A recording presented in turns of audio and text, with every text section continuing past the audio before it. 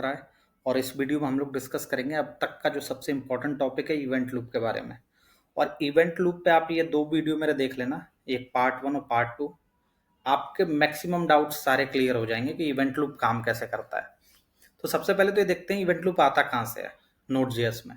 तो node JS basically दोस्तों दो कंपोनेंट को मिलकर बनती है। पहला है V8 इंजन और दूसरा है libuv।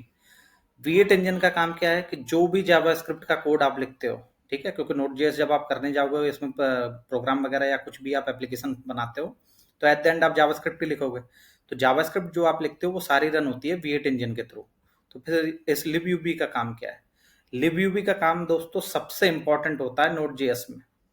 ये एक ऐसी लाइब्रेरी है जो सी और C++ पे लिखी हुई है और ये ऐसे सर्वर की जो कैपेबिलिटी होती है ना कि एक नोड हम बोलते हैं ना नोड सर्वर साइड लैंग्वेज है, तो वो सर्वर साइड जो सपोर्ट चाहिए होता है जावास्क्रिप्ट वो सारा यही प्रोवाइड करती है libuv। यानी डेटाबेस से कनेक्शंस हो गए, ओएस से कनेक्ट करना, एचटीटीपी रिक्वेस्ट, ये सारी चीजें जो भी एक सर्वर पे होनी चाहिए वो सारी चीजें के सपोर्ट कौन देता है? libuv देता है। ठीक है। तो V8 इंजन में तो मेनली दो कंपोनेंट, जैसे V8 इंजन तो आपको पता ही होगा, जैसे ये क्रोम ब्राउजर है तो इसमें भी V8 इंजन लगा हुआ है। जावास्क्रिप्ट जो भी रन होती है तो वो V8 इंजन के थ्रू होती है। ठीक है। तो हर ब्राउजर का अपना एक इंजन होता है। गूगल का है ये V8 इंजन। ठीक है। तो इसमें मेमोरी हीप होती है। मेमोरी हीप में क्या होता है कि आप जितने भी वेरिएबल्स डिक्लेयर करते हो वो सारे मेमोरी हीप के अंदर जाते हैं। और कॉल स्टैक में क्या होता है कि ये एक स्टैक है बेसिकली।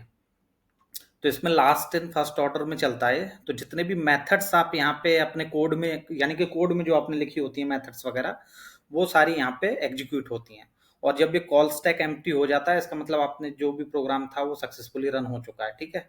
यानी कि जो भी कोड आपने लिखा था वो सब कुछ रन होकर खत्म हो गया। जितनी भी मेथड्स अगर सारी चल गई जब ये कॉल स्टैक एम्प्टी हो जाता है तब।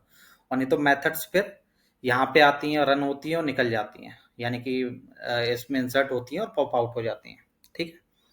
तो जो 6 फेजेस हैं उनको थोड़ा सा हम देख लेते हैं। उनके कोड के एग्जांपल भी मैंने नीचे लिख रखे हैं तो वो मैं आपको एक थोड़ा सा दिखा दूंगा।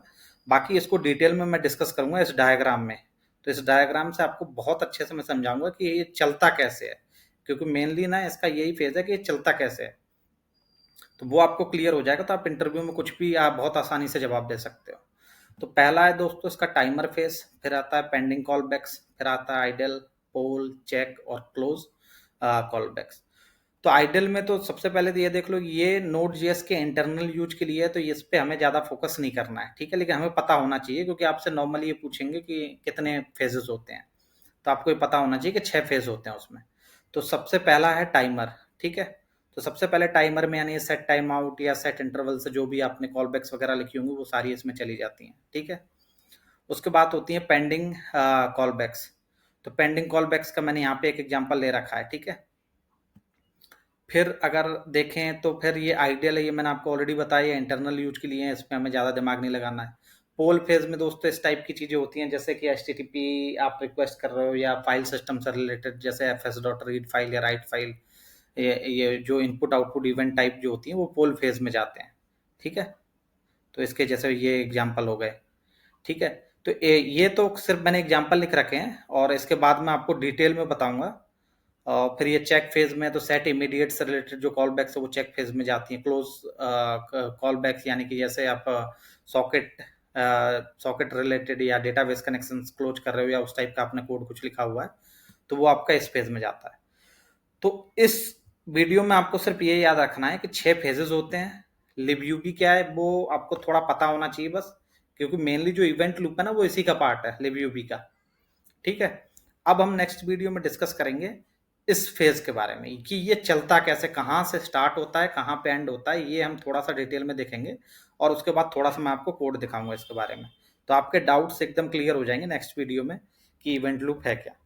So thank you very much for watching. अगर आपको ये सीरीज पसंद आ रही है तो प्लीज़ शेयर।